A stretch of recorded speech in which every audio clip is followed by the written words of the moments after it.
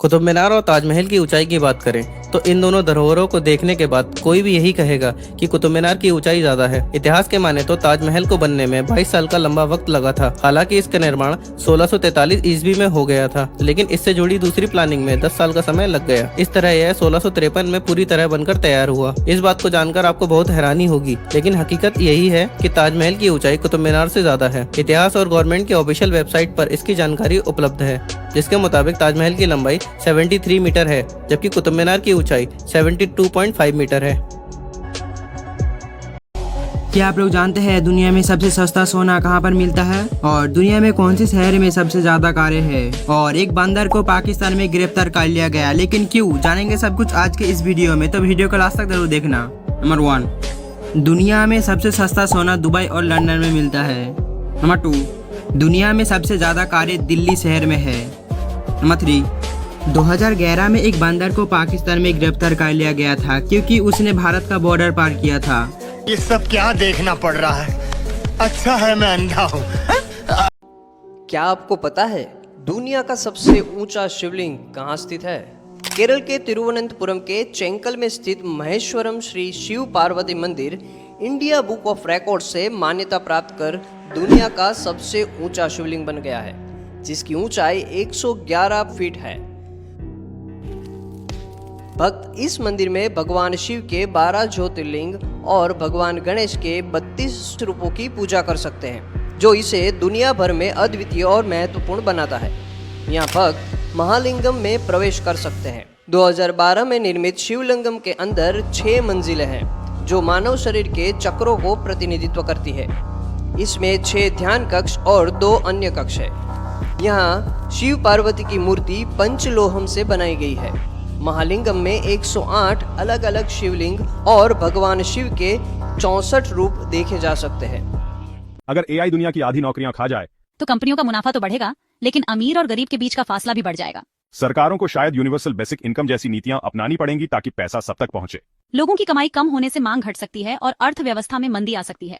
Stimulus programmes की जरूरत पड़ सकती है। टेक जॉब्स तो बढ़ेंगी, लेकिन एआई पर ज्यादा निर्भरता खतरा भी लाएगी। अलग अलग क्षेत्रों में काम करना जरूरी होगा। टैक्स में कमी की वजह से एआई सिस्टम्स पर नए टैक्स लगाने पड़ सकते हैं। अमीर देश एआई मार्केट पर राज करेंगे और विकासशील देश पीछे रह जाएंगे। अंतर्राष्ट्रीय सहयोग बहुत जरूरी होगा। हाईटेक नौकरियां तो बढ़ेंगी, लेकिन कम स्किल वाले लोगों की नौकरियां जा सकती हैं। रीट्रेनिंग प्रोग्राम्स बहुत जरूरी होंगे। नौकरी जाने से लोगों को अपनी पहचान का संकट हो सकता है, लेकिन खाली समय में रचनात्मक काम बढ़ेंगे। समाज के मूल्यों को बदलना होगा। आगे की पढ़ाई में बदलाव के साथ चलने और सॉफ्ट स्किल्स पर जोर होगा और लगातार सीखते रहना जरूरी होगा। एआई का गलत इस्तेमाल, प्राइवेसी का उल्लंघन और साइबर हमले खतरा बनेंगे। नैतिक नियम बनाना बहुत जरूरी है। ऑटोमेशन से खाली समय तो बढ़ेगा, लेकिन सामाजिक अशांति का खतरा भी है। मजबूत सामाजिक सुरक्षा व्यवस्था बहुत जरूरी होगी। अपडेट्स के लिए सब्सक्राइब करें। में वर्णित एक ऐसा जीव जिसके बारे में आपने शायद ही सुना होगा। रामायण और महाभारत दोनों में ही हमें निवेतक वच नाम के शक्तिशाली जीव का वर्णन मिलता है। कहते हैं कि उनकी संख्या करोड़ों में थी और वह पृथ्वी के महासागरों के नीचे रहते थे और उनके पास एडवांस फ्लाइंग मशीन भी थी, जिसकी मदद से वह धरती पर आते थे। रामायण के अनुसार एक बार रावण और निवेतक वच के बीच में युद्ध भी हुआ था, जिसमें रावण भी इन लोगों को नहीं हरा पाया था। और ऐसी ही एक घटना का जिक्र महाभारत में भी मिलता है कि जैसे ही समय के साथ यह कमजोर पड़े तो अर्जुन ने उनके साथ भयानक युद्ध करके निवेतक वच को पूरी तरह से धरती से खत्म कर दिया। पर अभी भी एक सवाल है कि यह जीव आते कहां से थे। आज हम आपको बताएंगे 5 अमेजिंग फैक्ट्स। पहला, इंसान की बीच की उंगली का नाखून सबसे तेजी से और अंगूठे के नाखून सबसे कम बढ़ते हैं। दूसरा, रूस दुनिया का इकलौता ऐसा देश है जहां पर एक ही समय में आधे देश में दिन तो आधे देश में रात होती है।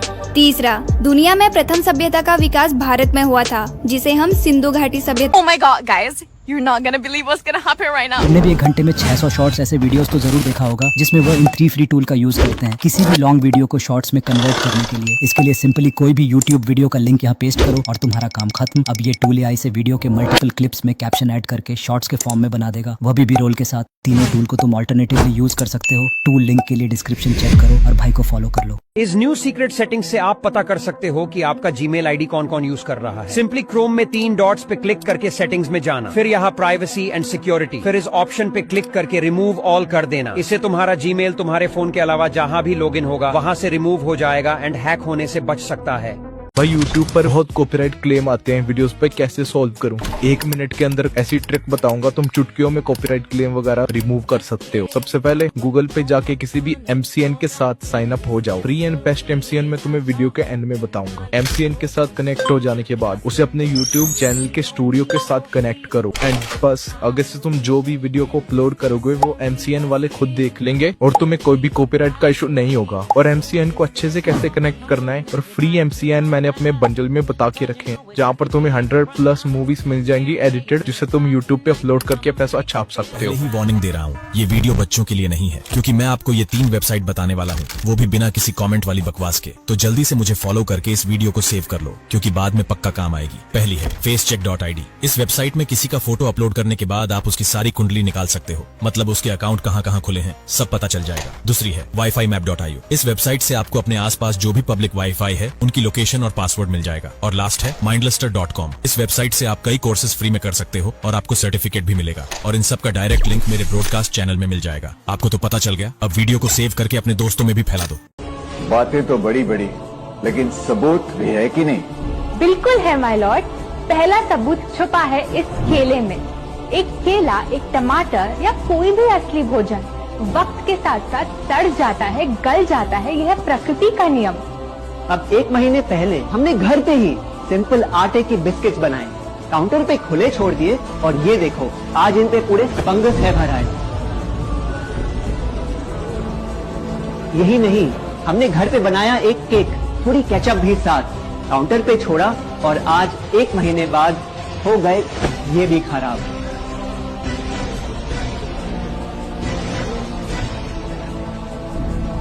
ये दिखने में लगे शायद अजीब और काफी बुरा, लेकिन कीड़े और बैक्टीरिया सिर्फ वहीं जाते हैं जहां जीवन हो भरा। खाने का वक्त के साथ साथ सड़ना है एकदम नॉर्मल, एकदम सही।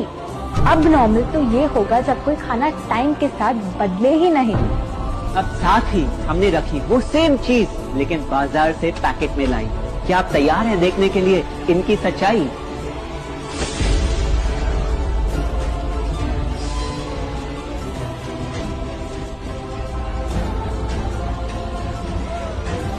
हम कंपनी से पूछना चाहते हैं, जब हमारी घर पे बनाई चीज कुछ दिनों में ही सड़ जाती है तो आपकी कैसे रह जाती है इतने महीने और साल एकदम वैसी की वैसी? आखिर क्या है ये कमाल? माय लॉर्ड, इस सवाल का जवाब छुपा है इस डब्बे में। इस इंडस्ट्री के बहुत से प्रोडक्ट्स भरे हैं इन्हीं से, और यही है पहला सच। The packaged food industry is guilty of hiding chemicals in their food.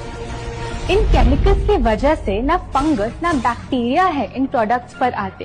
इन्हें हम कैसे खाएं जब बैक्टीरिया भी इन्हें नहीं खाते? ऑब्जेक्शन, ये केमिकल्स गवर्नमेंट अप्रूव्ड हैं और ये सब बातें सिर्फ समाज को डराने के लिए फैलाई जा रही हैं। Overruled. Please continue. My Lord, in chemicals का एक एग्जांपल है कैल्शियम प्रोपियोनेट। ये कुछ पैकेट वाली ब्रेड और अक्सर स्टोर बॉट केक्स में पाया जाता। गवर्नमेंट अप्रूव तो है, लेकिन रिसर्च स्टडीज के मुताबिक ये आपका इंसुलिन बढ़ा के आपको डायबिटीज और ओबेसिटी के करीब लाता। और वो है सोडियम बेंजोएट, एक प्रिजर्वेटिव जो केचप्स, सॉफ्ट ड्रिंक्स और जैम जब महीनों पुराने हो जाते उनको फ्रेश दिखाता। लेकिन रिसर्च स्टडीज में प्रूव किया गया है कि जब ये केमिकल विटामिन सी के साथ मिलता तो वो कार्सिनोजेनिक बन जाता। माय लॉर्ड, खाना तो उस चीज को कहते हैं ना जो हमें जीवन दे, हमारे अंदर ताकत लाए, लेकिन जो चीज हमारी लाइफ ही छोटी कर दे, क्या सच में उसे खाना कहना इंसाफ कहलाए?